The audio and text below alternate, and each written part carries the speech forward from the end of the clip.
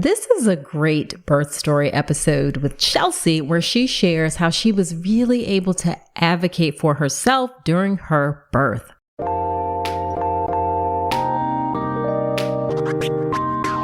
Welcome to the All About Pregnancy and Birth podcast. I'm Dr. Nicole Calloway Rankins, a board-certified OBGYN who's been in practice for nearly 15 years.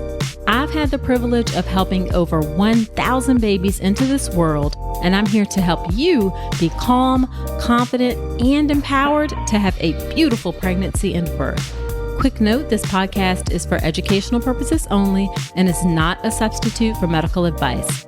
Check out the full disclaimer at drnicolerankins.com/disclaimer. Now let's get to it. Hey there. Before we dive into the episode, the Birth with Power Pathway launches in May. And if you're getting ready for your hospital birth, you don't want to miss it. It's the updated version of my online birth course designed to get you calm, confident, and empowered. Hop on my email list now at drnicolerankins.com/email to be the first to know when it's live. Hello there. Welcome to another episode of the podcast. This is episode number 205. Whether you are a new listener or a returning listener, I am so glad that you are spending some of your time with me today. In today's episode of the podcast, we have Chelsea. Chelsea is a first-time mom. She and her husband live in Atlanta. They're both born and raised in Georgia.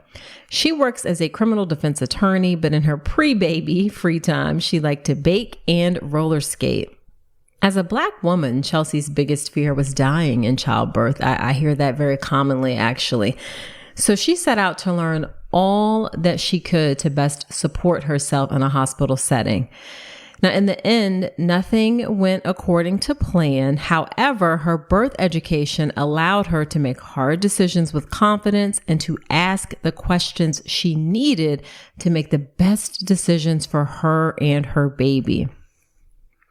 She was really forced to surrender control, as she said, over her story, and she was able to embrace the cards she was dealt. You are definitely going to enjoy and learn a lot from this conversation with Chelsea. Now, Chelsea is a member of my online childbirth education class, the birth preparation course. That was part of what she did in order to get ready to have a baby in the hospital. The birth preparation course is specifically designed for folks who plan to give birth in the hospital. It's how you get calm, confident, and empowered to give birth in that setting. It's completely online. You can go through it on your own time, at your own pace. There's also support available in a Facebook community when you have questions or concerns or want to connect with other pregnant mamas or me. So you can check out all the details of the birth preparation course at drnicolerankins.com/enroll. I would love to see you inside the course. All right, let's get into the conversation with Chelsea.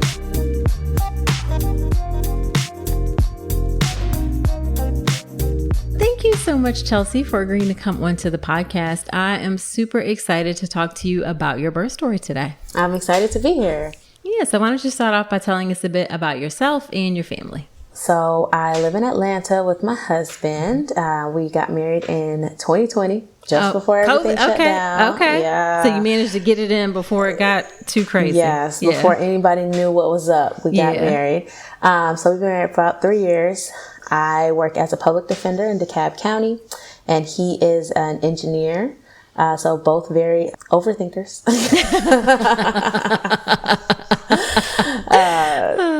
And this was our first kid. Okay. All right. And how long have you been in Atlanta? I came back to Atlanta from undergrad. So I did my undergrad at Howard, and I came back to Atlanta for law school. Okay. And that's when I ended up staying in the city. I grew up just outside the city. Okay. I went to Spelman and A&T, but I'm going to give you a pass for going to Howard. So shout out to HBCUs. Shout out to HBCUs. All right.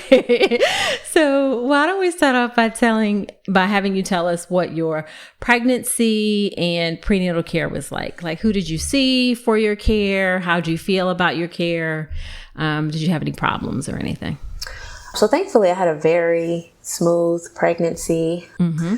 I went to a regular obstetrician practice. Okay. I didn't do any research into picking them. Okay. When I found out I was pregnant, I was pretty shocked. Right. And I asked my best friend who already had a kid and a set of twins. Okay. And she was like, oh, I love these people here. And I was like, great, send me the number. So it's just an obstetrician practice. They don't have any midwives or anything like that. Okay. But yeah, no issues, no high blood pressure, no gestational diabetes, nothing. That was all fine. Okay.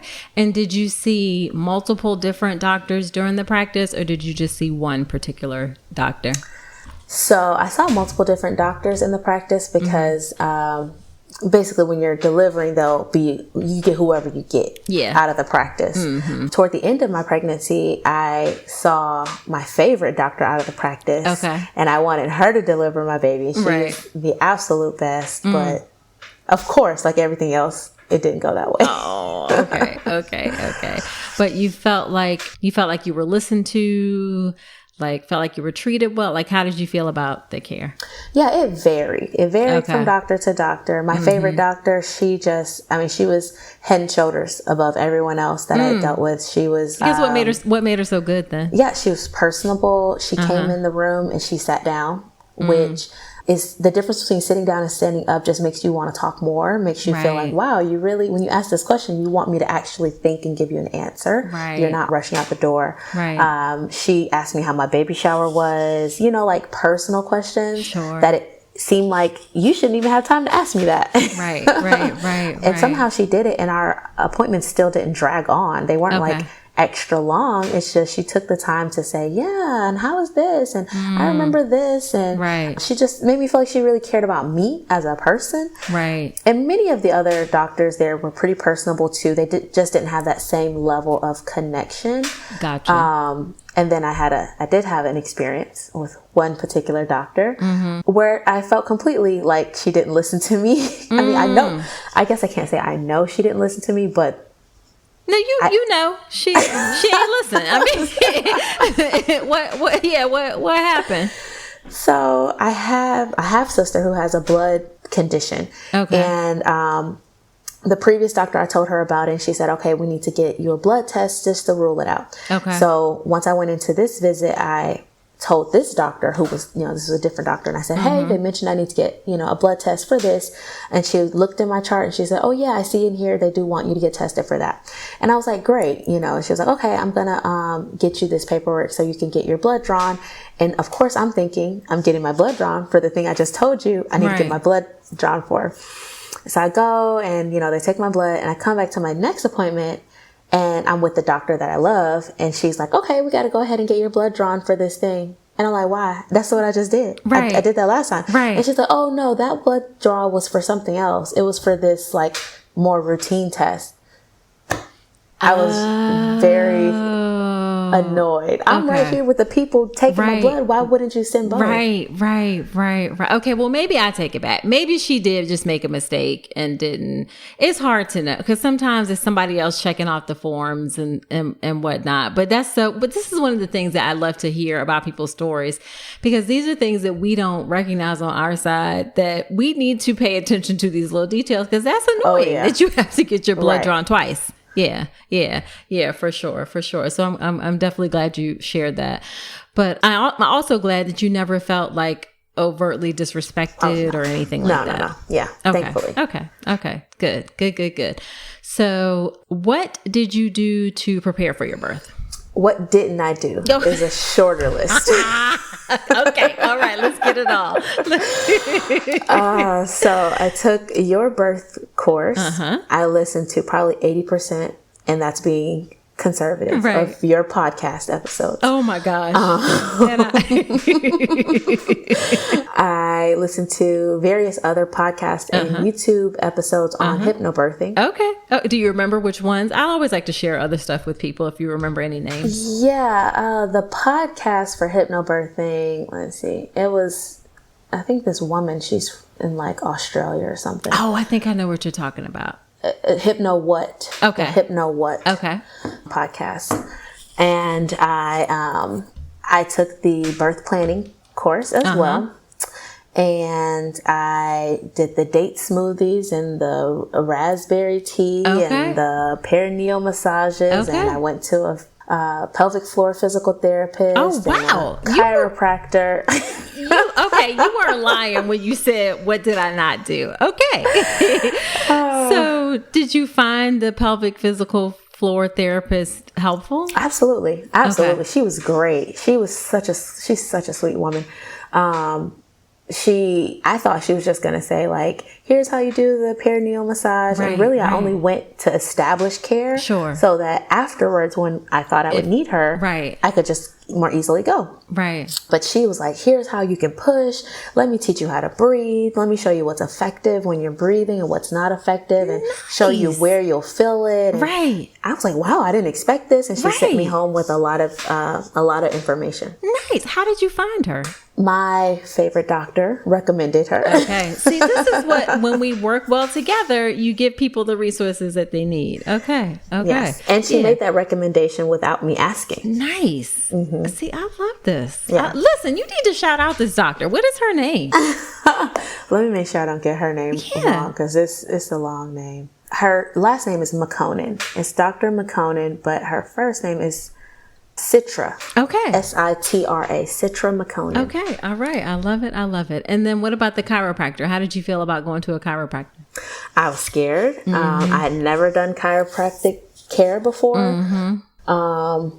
I got the vibes from my doctors that they were like, go to this physical therapist instead. Okay. You know, it was a little bit like, I don't know about that. Right. But my best friend, she really swore by it. Her pregnancy. And my experience was great. Thankfully, I feel like God was like, I know you're scared and you're skeptical. Right. Because as soon as I got in there, she was working on a pregnant woman. See? And so, I interrogated her while she was getting adjusted. I was like, and how long have you been coming? And how do you like it?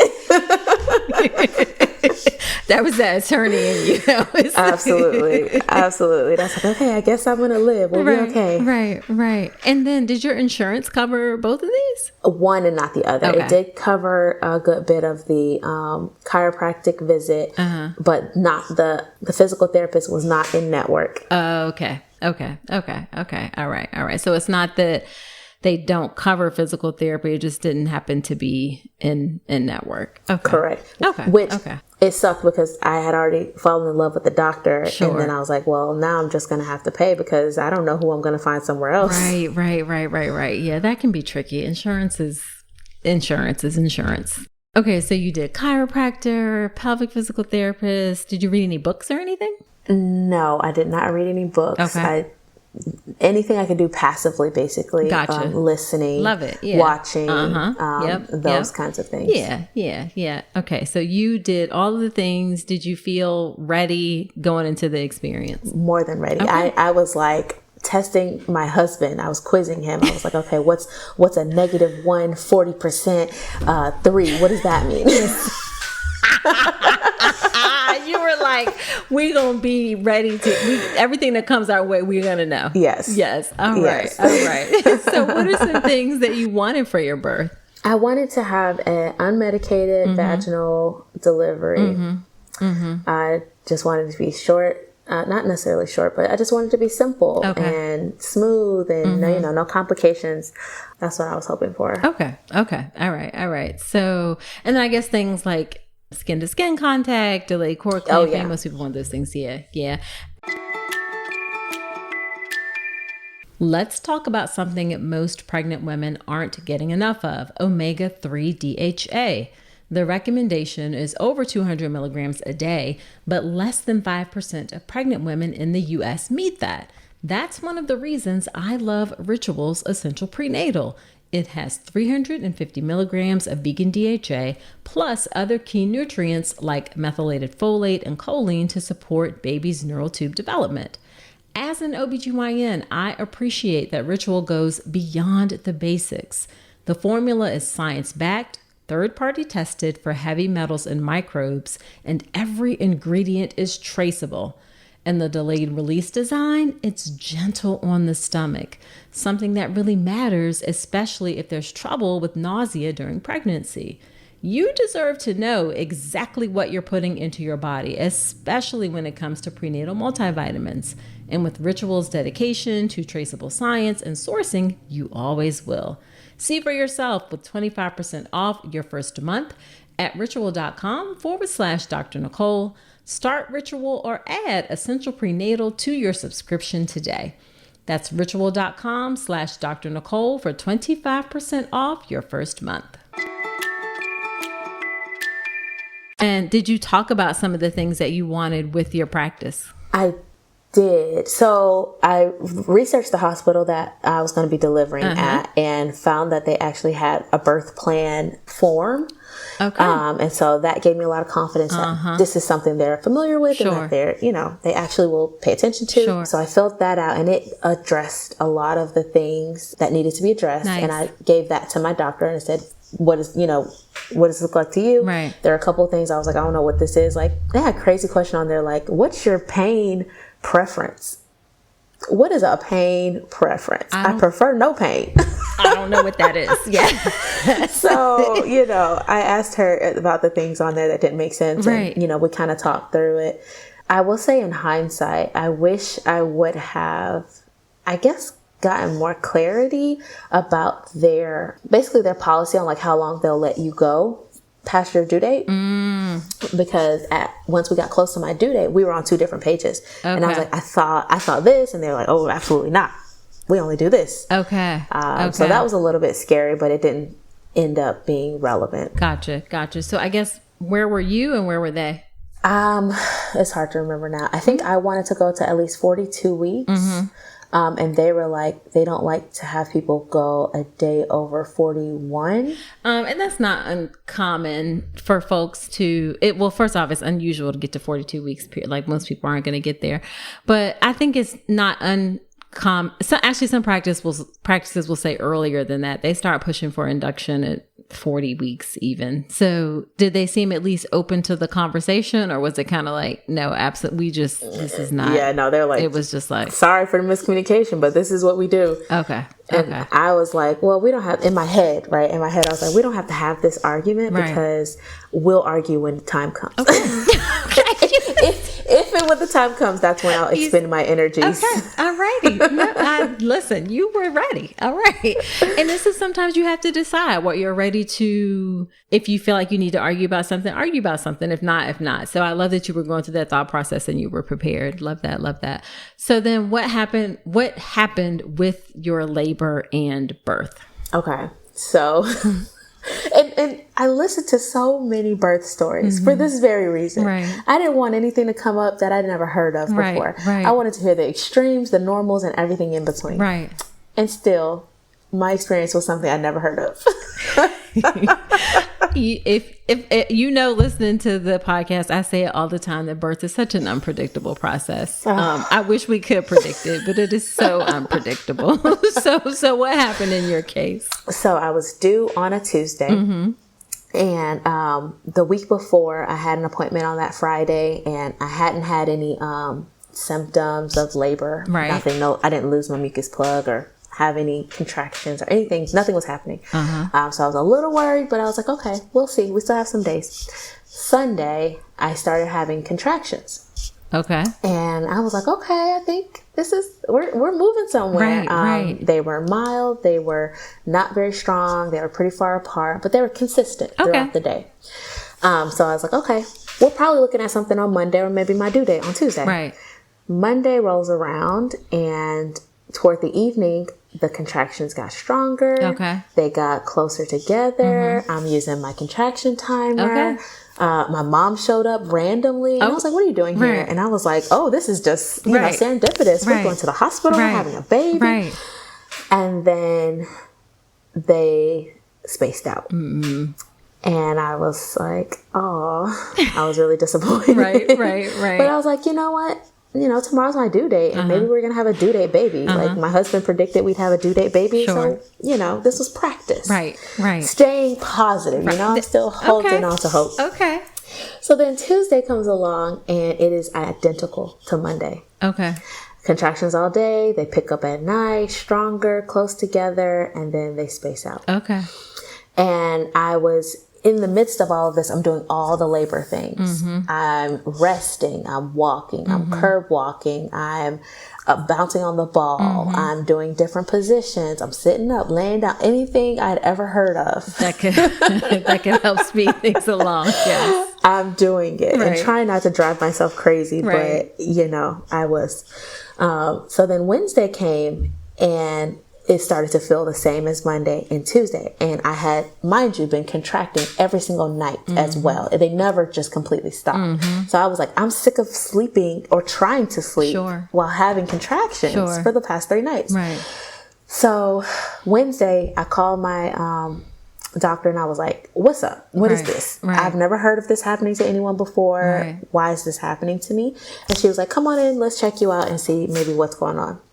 So they hooked me up to the, the monitor, and they find that I'm actually contracting every 2 to 4 minutes. Okay. And my cervix was at a 2. Okay. And so she's like, you're contracting a lot, but you're not making any progress. So you're not in active labor. So we're going to go ahead and send you home. And if your water breaks, come back. If you go into active labor, come back. And I'm like, okay. So Wednesday night into Thursday morning, I'm still contracting, and then I have a big contraction and my water breaks. Okay. And so I'm like, all right, here it is. We're going into the hospital, day 2. Right. So we went in. Oh, and when your water broke, was it pretty obvious? Like, this is... It was every story I ever heard of water break. It was warm, a gush of water, a whole puddle on my bed, dripping across the floor. It was very obvious. Yeah.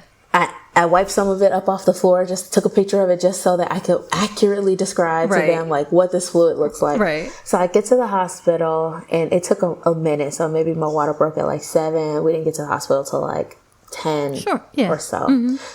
I finally get into my room and the nurse does the test to see if, it's amniotic fluid to confirm. Right. And both tests come back negative. And I'm like, okay, but my water broke. I don't know about your test. I know what I know. But I know what happened, okay? Right. I don't know. Your test might be old. I don't know what to tell you. Right. But my water broke. Right. And so the doctor who I felt like didn't listen to me that last time before that doctor, that's who I had that morning. Okay. Or, it was still morning by that point. And she was like, well, your test came back negative, so your water didn't break. And I was like, but it did. Okay. And she's like, it didn't. Right. And so we back and forth. So she doesn't listen. Because did she even ask you, like, what happened? No, but I described it to her several times. Right. And I said, well, if that was not my water breaking, tell me what physical phenomenon for a person who is now 2 days past her due date, what physical phenomenon you think that was? Right. Just help me understand. Right. And she was like, well, the test came back negative, so it couldn't have been your water. And I'm like, okay, girl. And she's like, so we're going to go ahead and discharge you and come back if your water breaks. I mean, it felt very like, I don't care what you say. The test was negative. You're wrong. Did she offer to do an exam and look and see if your water broke or anything like that? I think she did try to see if she could feel the sac. I can't remember what she ultimately said, but whatever it was, it didn't convince her that my water had broken. Right. And I was like, okay, well, it's y'all who told me to come in if my water broke, right? So if you're sending me home, but there was a reason you wanted me here, I'm hoping there's no issue with me going home because it did. Right. And she was like, well, we don't have to talk about that because your water didn't break. And I was like, okay. So I'm putting my clothes on and I'm like, whatever. I mean, I've said all I could say. There's nothing else I can say at this point. She's discharging me, so I guess we're going home. I got all my clothes back on. About 15 minutes later, she comes in and says, I'm actually going to send you down to get an ultrasound so we can see how much fluid you have. Make sure the baby has enough fluid, just in case you have a slow leak. Not just in case your water broke, but just in case you have a slow leak. And I'm like, okay. Right. So it takes 6 hours for me to get in for the ultrasound. 6 hours. And my contractions pick up, they're getting stronger. And so I'm kind of like, you know what? Maybe this is all by design and we're going to have this baby anyways, regardless. Right. And were you continuing to leak fluid? No. And ultimately, that's why the thing had come back negative. Okay. So what they found when they did the ultrasound was that I barely had any fluid left. Mm-hmm. So it was all gone. Right. So that's why the test was coming back negative. And I had changed 2 pads, and I told her that too. I had changed 2 pads of fluid from the house to the hospital. Gotcha. So that there was just nothing more for it to test, I guess. Mm-hmm. And so then, I go back to the room and then wait for her to come and tell me the results that they also told me. Right. And she's like, so they're saying you have really low fluid, so we're going to assume rupture of membranes. And I'm just like, why you can't just say, I'm like, why you can't just say, you were right, I'm sorry, Even if you're not sorry, it's just, you made me feel crazy, like you suggested, maybe it was urine, maybe it was discharge, but I'm like, that doesn't, okay. Right. So it kind of already started off on like a bad foot there, but then the very next thing they did was suggest that I get induced. And I was like, induced? I don't need to be induced. It hasn't even been 24 hours that my water broke. Right. I know I'm at risk for infection once the water breaks, but it ain't even been 24 hours. Right. Like, we're rushing, blah, blah, blah. Right. And they were like, well, you've been contracting since Sunday and you're not making any progress. So what are the chances that that's going to change in 24 hours? And that pretty much convinced me. And I was like, yeah, this is pretty sustained pattern of my own contractions not being sufficient. So I guess so. So that was a pretty heartbreaking point for me because I felt like, God, I didn't want any interventions. I definitely didn't want Pitocin because I thought if I get Pitocin, it's probably going to be too much to handle. Then I'm going to want an epidural. If I get an epidural, and then we just roll and roll. Right. So I said, okay. They were going to do a Cervidil is what they were going to do. And I was like, okay, that sounds like, a step down from Pitocin. Right. They were like, but we have to monitor your contractions first because you have to have a certain amount of space between your contractions for us to deem it safe for you to have this medication. Right. So I was like, okay. And they were like, ultimately, no, your contractions are too close together and we can't give you this medication. We have to give you Pitocin. And I was like, okay. So cried over that. But were you feeling the contractions? Not all of them. Okay.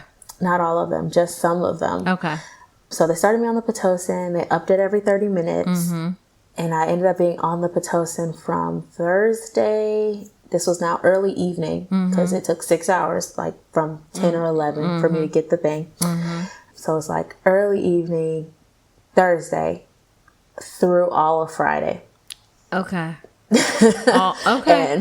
Yeah. Okay. So early Friday evening, now this was my third doctor, and she was clocking off, and she was like, you're doing good. I think I had progressed to like I want to say like 4 or 5 centimeters. Okay. She was like, you're making progress, but we have to turn the Pitocin off. And I was like, why? She's saying your contractions are too strong and they're too close together, and we're concerned about the baby's well-being. His heart rate had not dipped or anything like that, but they were just seeing that my contractions were consistently strong and consistently close together. Okay. And did you have an epidural at all? No. Okay, so all this time, 24 hours? Yes. Was it? Okay. Yes. Okay. Yeah. I was doing all the things. I had an hour-long, what is that thing called? Affirmations tape. So I would listen to that. And then once that was over, I would listen to music for an hour or two. Right. I danced around. I swayed with my husband. Sure. I bounced on the ball. I used the peanut ball. I just never stopped moving. Right. Did you rest? Did you rest at all? No. How? I would, I'm out here asking dumb questions apparently, but I couldn't. Right. I couldn't. No, they were coming. They were coming all the time. Right. Which I mean, part of what helped me to continue like using my tools and pushing through was that pain equals progress. Pain equals progress. We're going to have a baby here. So it's got to be painful. It ain't going to be always, so let's just, whatever, the more pain, the better. Because I've been going through, 3 or 4 days of mild pain consistently that didn't get me anywhere. So, if we got to go through a day or two of, intense pain to get us somewhere, I'll do it, Okay. So that was kind of my headspace. Gotcha. Very, I can be very headstrong and determined in what I want. So they were like, "Are you okay? Because we're watching the monitor and these contractions are crazy." Right. And I was like, I wasn't really answering because I was breathing. Sure. Yes. I was like, yes. I'm here. Yes. Oh my goodness. Okay. So Friday night, you said the doctor was going off. She said you were making progress, but they had to turn off the Pitocin. And then what happened from there? So she said, turning it off shouldn't make me lose any progress. They'll just, start cranking it back up from the bottom again and hopefully, find the sweet spot. That's what they call it, the sweet spot for me. And I was like, okay, well, let me just embrace this period of rest. This will be the first time in a day that I'm not contracting or really in days that I'm not contracting. So I took that to rest and I think I took a little nap. And then the next doctor came in on her shift and she sat on the couch. None of the other doctors sat on the couch. So I'm looking at her like, what you doing? Why are you sitting down? And when did she come in? She came in the night shift. So okay, that's right. Okay. Yeah, this is maybe 10 o'clock. Okay. No, maybe 9 o'clock. Okay. About 9 o'clock. Okay. And she's like, "Hey, Chelsea, how's it going? Blah, blah, blah." And I'm like, "Get to the point. Because you're sitting down. What is it?" Let me tell you something. I would be like, let me be on my toes when I come in your room. Because you go... I mean, I didn't say that to her, but that was my demeanor. Yes. It's like, okay, I know we're going somewhere. Yes. So she's like, honestly, I think we need to start talking about a C-section. And I'm like, why is that? And she says, it's now been over 24 hours that your water broke. You've been on Pitocin for over 24 hours. We should be further along than we are. We don't know how long it's going to take. Da, da, da. And then she says, this was new information to me. And, with having a big baby, even if you do go through with vaginal delivery, you risk things like shoulder dystocia. And I'm like, wait a minute, what big baby? What are you talking about? And she was like, oh, they didn't tell you? They think that your baby's going to be 9 pounds and 3 ounces. And I was like, no, they didn't tell me that. And she was like, oh yeah, he's going to be a big baby. I didn't know the gender. She just called my baby a he. He did turn out to be a he. And I was like, well, from all my podcasts and research knowledge, I was like, well, these, estimations are not always accurate. And that's not something I want to base my decision to have a C-section on solely. And she's like, okay, well, they can be wrong in either direction. He could be bigger than that. And I'm like, okay. She was feisty. And so she's like, basically kind of breaking it to me why she thinks I should consider having a C-section. And I'm really, this has got me a little up in arms. I'm like, oh my gosh, okay, so what do we need to do? And I'm like, I started negotiating with her, okay, so how much time are you going to give me? How much more time can you give me before you need to make this decision? And she's like, well, if you want to keep going on the Pitocin, we can do another hour or two. I was like, give me 3. let's go to midnight, And she's like, okay, let's do midnight. I'll be back and we'll see what your progress is like. So when the last doctor left, she checked me and I was 80% effaced in a -1 station. And I want to say 4 centimeters dilated. This doctor comes back at midnight. Oh, I forgot a part. Okay, back up. She also suggested that I get an epidural to potentially relax my pelvis so that maybe I can make more progress. And I was like, well, I've never heard of that before. And she was like, well, it works for some people, not all people, but it's something you could try. And I was like, okay. And we were ready to try anything because we felt like we were at the end of our rope and our, options were getting limited. So they had the person come in to do the epidural. They came like pretty quickly. We didn't really have to wait very long. And as soon as they did the injection, the anesthesiologist was like, "You're going to feel a small pinch." And that was a whole lie. It felt like I got stung by 3 bees, and then my back was burning. And on top of that, emotionally, I'm feeling more defeated because I'm like, I'm on Pitocin. Now I'm about to get an epidural. This is literally the story of everything I didn't want. And I just broke down. And I was boohoo crying. And my mom's holding me. My husband's holding me. The nurse is holding me because I need to be still. Right. Right. But it's like, it's not that I didn't care about being still. My emotions completely overcame me. And I was just, I felt out of control. Right. Completely out of control at that point. Right. So I, laid back in the bed, and the epidural, was taking effect. And I'm thinking of all the stories about the people who were like, it only worked in my left leg, and it only halfway took. And so I'm like, this thing better work. Like, yes, at least give me that. Yeah. Right. So I barely gave it 5 minutes before I was like, I don't know. I feel my ankle. I don't know.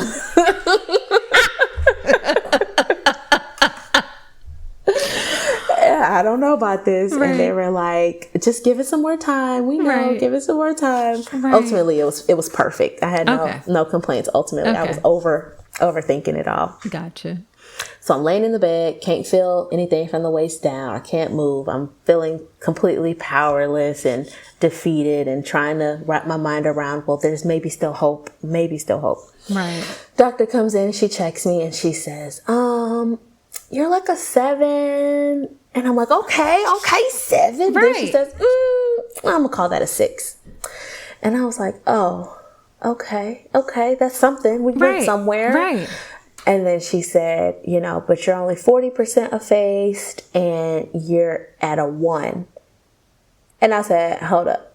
Babies don't go backwards. I was like, that's not what the last doctor said. And I told her the last reading and she said, I don't agree with the last doctor. Okay. Right. Where does that leave me? I can't be like, well, bring me a third doctor. Right.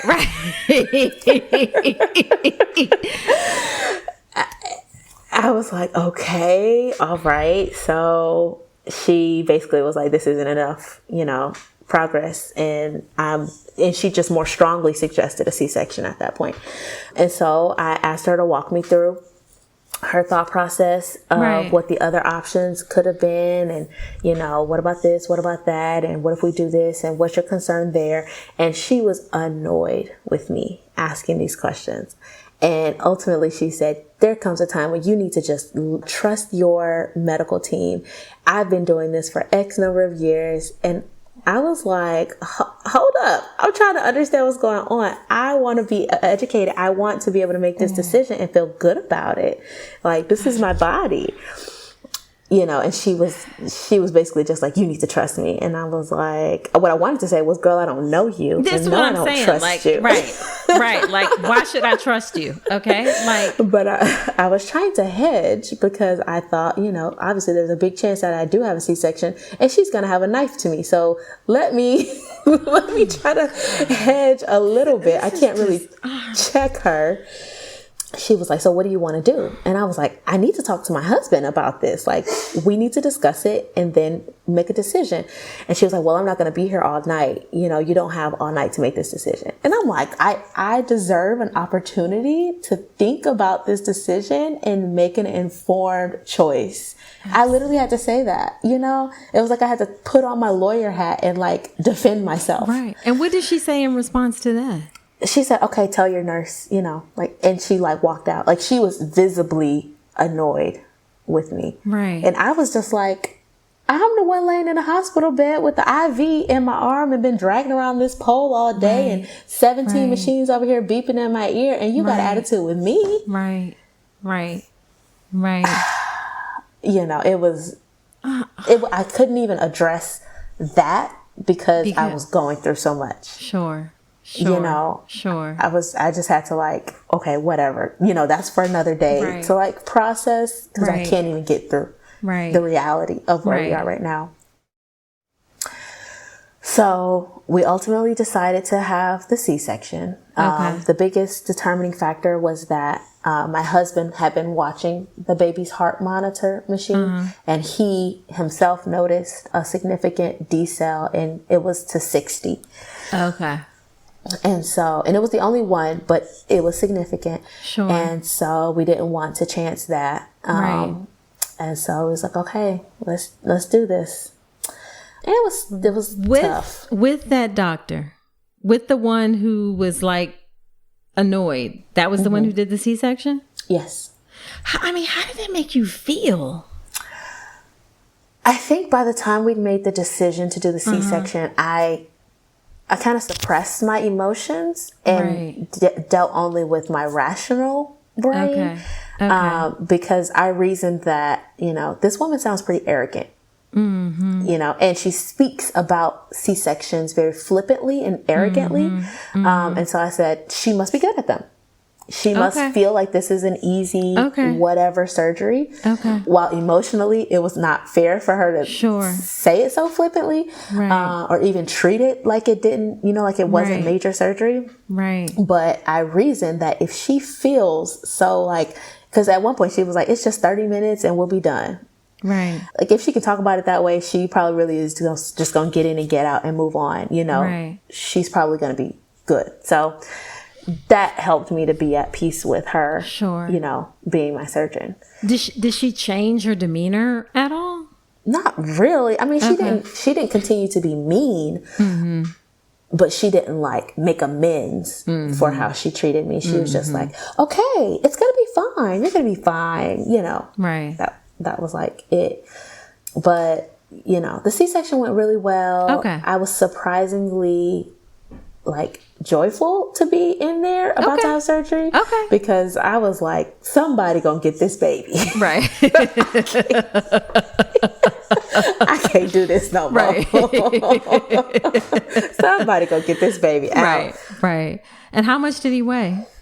9 pounds and 5 ounces. Okay. All right. So the ultrasound actually was accurate. That doesn't mean you couldn't have pushed him out, but yeah, the ultrasound actually was accurate. She made sure to come back I was in the recovery room to say, oh, did you see that?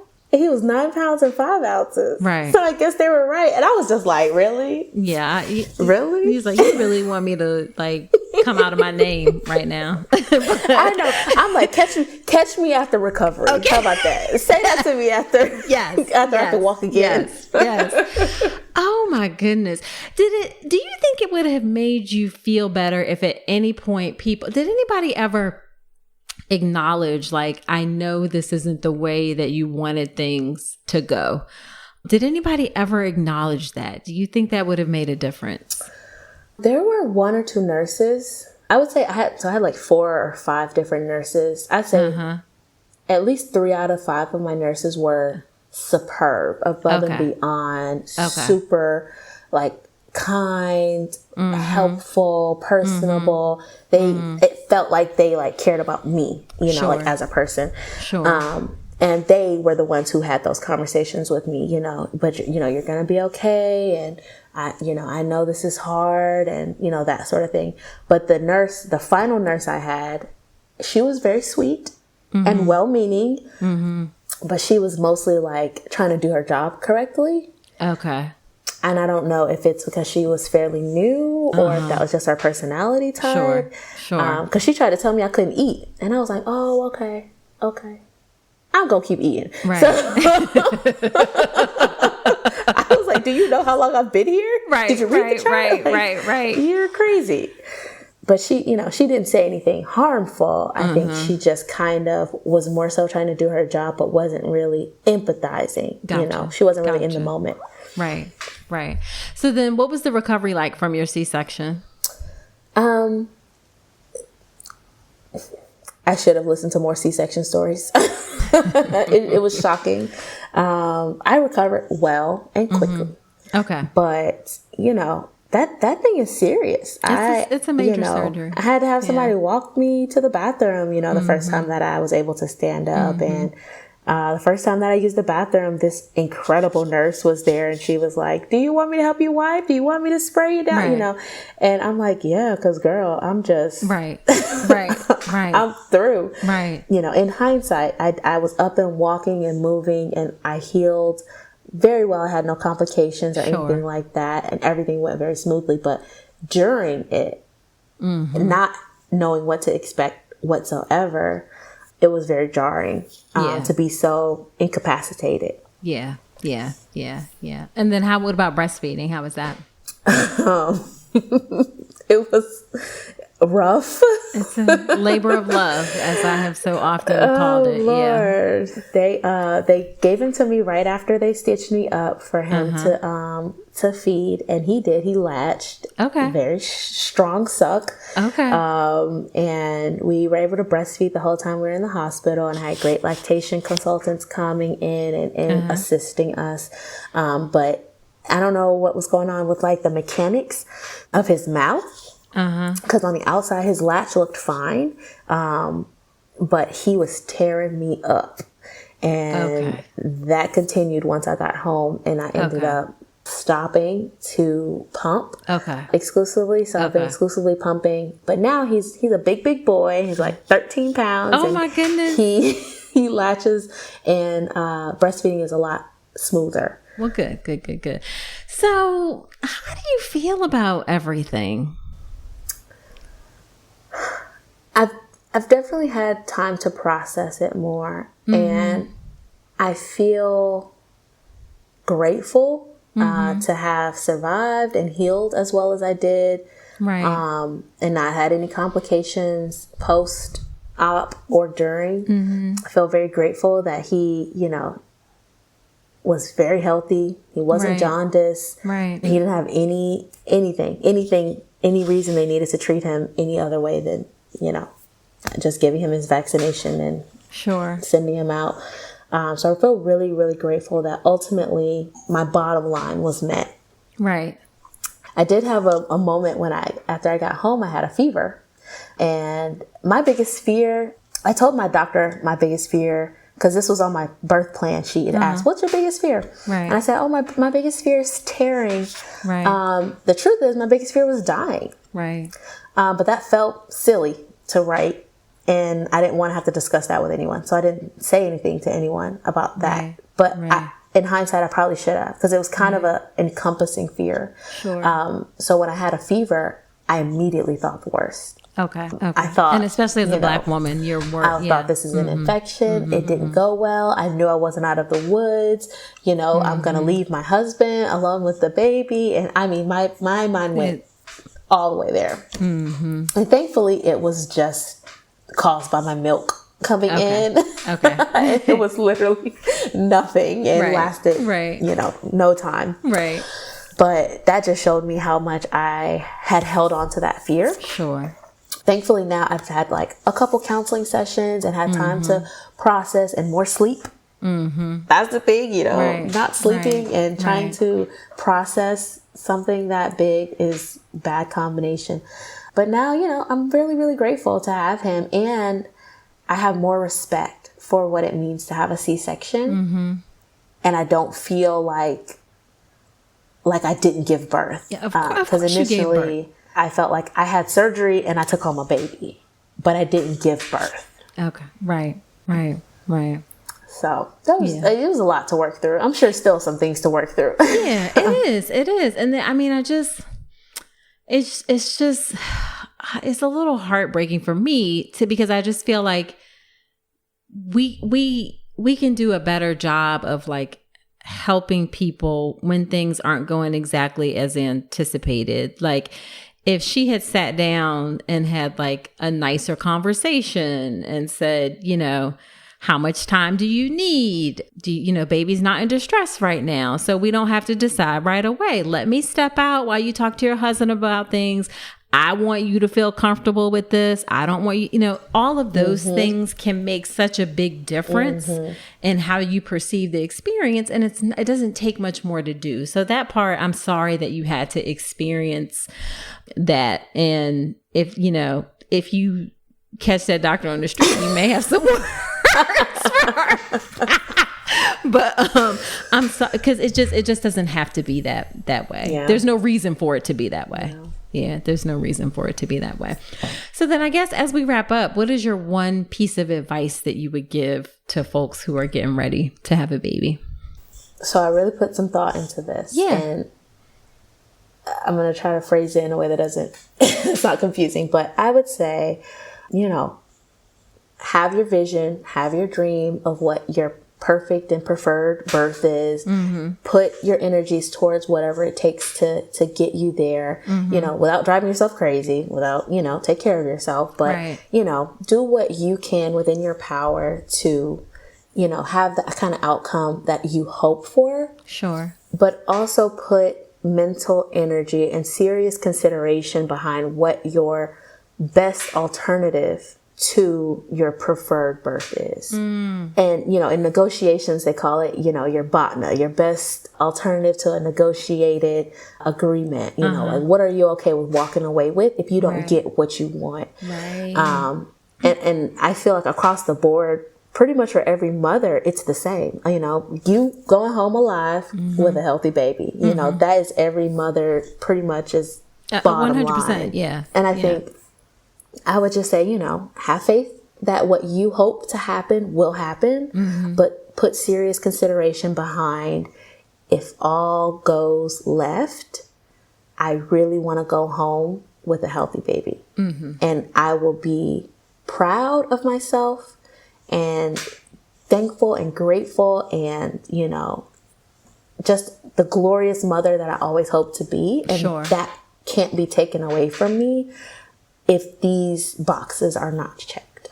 Absolutely. And you did literally everything you could possibly have done. Like, you couldn't have done anymore.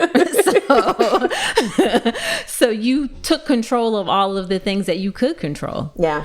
100%. So, all right. Well, thank you so much, Chelsea, for agreeing to come and share your story. It was such a delight to talk to you. I would love to take care of you for your next baby. Thank you for having me. You taught me so much. And I'm so grateful for the work that you do and just how you really put your heart behind this work. It's well done, well executed, and the sincerity is there. Oh, well, thank you. Thank you. Thank you.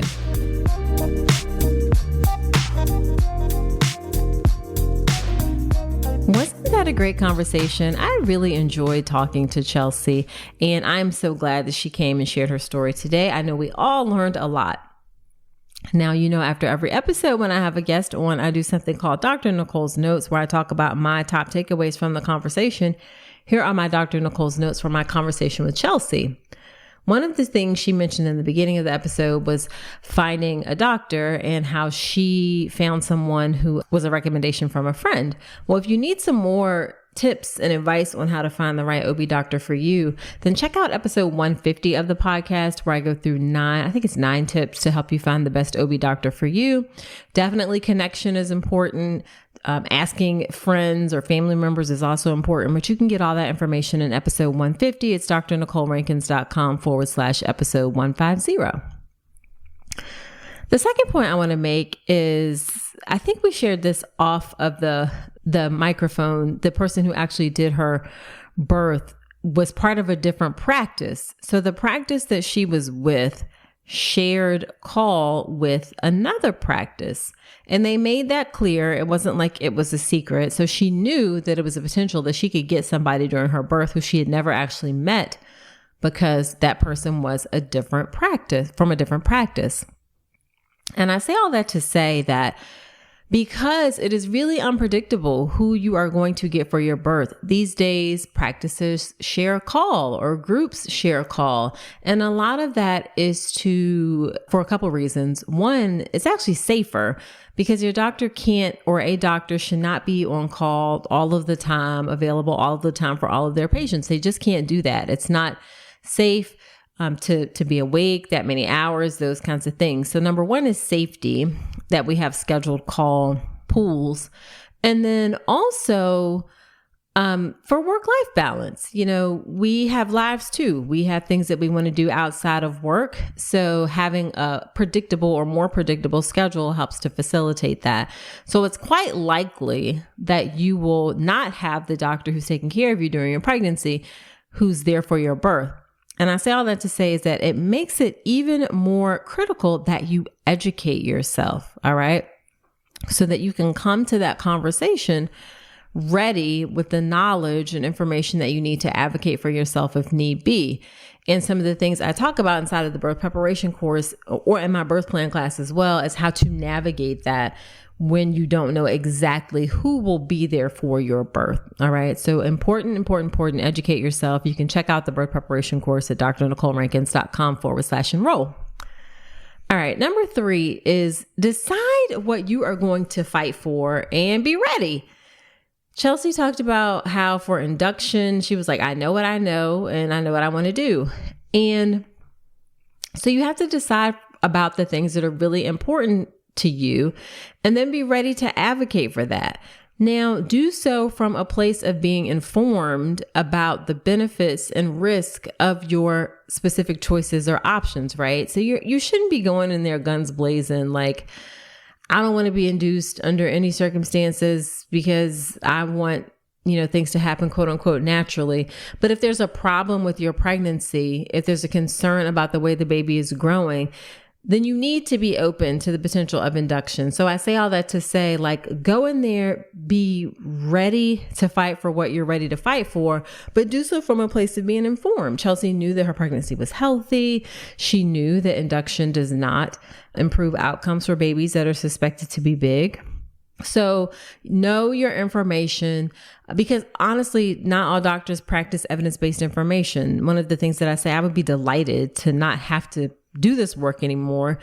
If folks would just share accurate information, then I wouldn't need to be here. So not all doctors will provide evidence-based information. So decide what you're ready to fight for or decide what you want to fight for, what's important to you, and be ready. Some things may not be that big of a deal. Maybe you want to be induced. Maybe you're tired of being pregnant. Nothing wrong with that either. There's not a right or wrong in these particular situations. The important thing is to have the information so that you can make choices from a place of being informed, not from a place of fear or coercion or anything like that. Okay.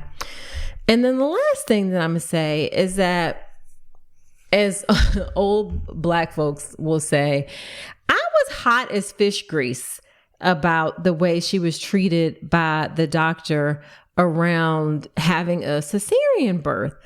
We really should help people feel good about the decisions that they are making. We should not be coming across as being annoyed because someone isn't coming to a decision at a time or place that is convenient for us or that is interrupting our day. It was also really petty for her to go back and say something about the baby's weight. Super petty and really unnecessary. I think so much of what we do in terms of like taking care of folks and not serving them the right way is not about, some people think it's about like, oh, you're pushing C-section. And people are actually okay with different options as long as you explain things to them, as long as you share your rationale, as long as you are open, as long as you are honest. I have not found that anyone pushes back or thinks that I'm trying to have a separate agenda when I come from a place of presenting that I'm giving you the options and the things that I think are the best recommendations. And I'm not doing this based on anything that serves me. When you do it from a place of serving the patient first and making them feel good about the situation, then things turned out well. So I was really, really upset and frustrated about the way that her doctor treated her. That should not be the case at any point for anyone. All right. So there you have it. Be sure to share this podcast with a friend. Sharing is caring. I am on a mission to reach and serve more pregnant folks. So tap that share button, share the podcast with someone else, send it to them. If you can pick 5 people you know to send it to, I would so appreciate it. And then be sure to subscribe to the podcast wherever you are listening to me right now. and leave a review in Apple Podcast or shoot me a message on Instagram. I'm on Instagram at Dr. Nicole Rankins. Shoot me a DM. I love to hear what you think about the show. And that is it for this episode. Do come on back next week and remember that you deserve a beautiful pregnancy and birth.